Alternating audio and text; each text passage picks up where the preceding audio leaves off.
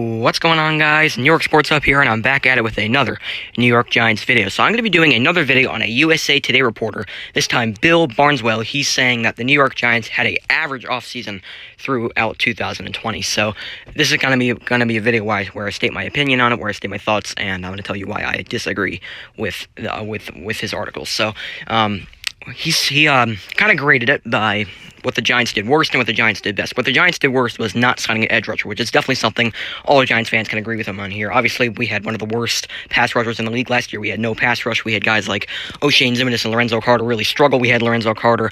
We drafted him back in 2018. We thought he was going to be a really good outside linebacker for this team. He really disappointed me.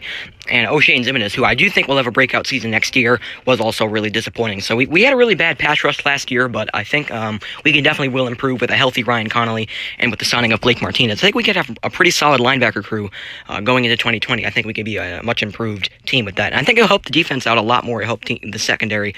The Giants put less points on the board because it felt like every game the Giants were putting 30 points on the board, and it was getting annoying. So this defense has definitely improved. And what the Giants did best, what the Giants improved during the best, was their moves in the NFL draft and was their signings in the offseason, mainly James Bradberry. We all know James Bradberry was a very good veteran corner with the Carolina Panthers. I think he will be a very good player for this team and to be a lot better than Janoris Jenkins has ever had. I think James Bradberry was probably the best signing of the offseason besides the NFL draft, and I really like what he brings to the table for the New York Giants, and I think he'll really improve out the secondary. A nice veteran player to have on the team, to make this team a lot better, make this young secondary improve.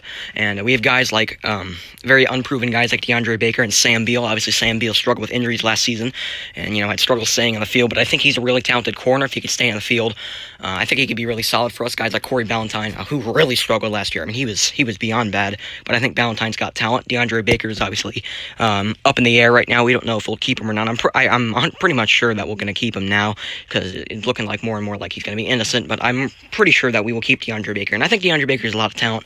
We didn't trade up to get this guy for no reason. I think he's really talented if he can, kind of stop his off-season antics and, focus more on football. I think he could be a really solid player for us and, stay awake during meetings and all that stuff.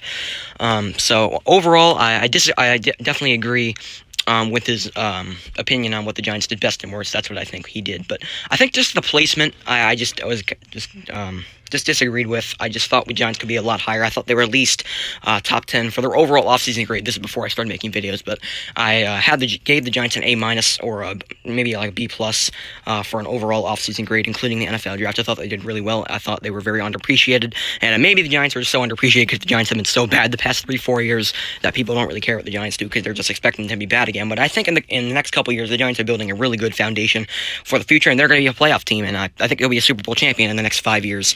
And I think this team really has improved this offseason. Obviously, we'll move over to the NFL draft of what the Giants did once again, getting Andrew Thomas out of the first pick. I thought he was the best tackle in this draft. Getting Xavier McKinney was a steal in the second round.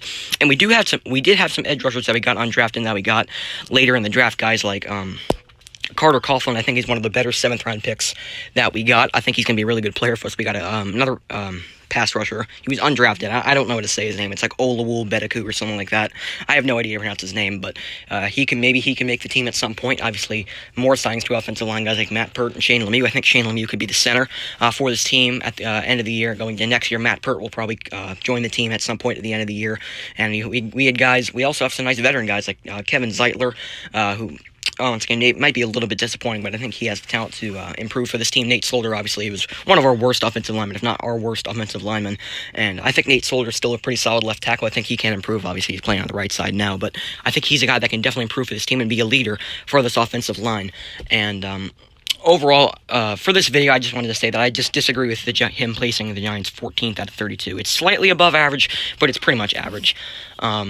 I think for the best offseason and the worst offseason, you have the Tampa Bay Buccaneers as the best, and you could definitely say that for an overall football fan, but obviously Tom Brady's not the same quarterback he used to be. He's 43 years old, so I can kind of disagree. They did sign Rob Gronkowski as well, but it's up in the air how much games he'll play this year. The dude's a walking injury, so if he could stay on the field, he can be a beast tight end, but once again, he's still up there in age. So overall, I can kind of agree what he says there, but once again, I feel like there's offseason that could have quietly done better than the Tampa Bay Buccaneers. And that's the worst. I think we can definitely all agree with this. It was the Houston Texans. Boy, what a mess of an offseason the Houston Texans had, but overall, I can agree with those. So that's going to do it for this one. I just want to make a video where I just disagree with Bill Barnswell's opinion on the Giants of being dead average for overall offseason. So that's going to do it for this one. I hope you guys enjoyed the video, and I'll see you guys in the next one. Peace.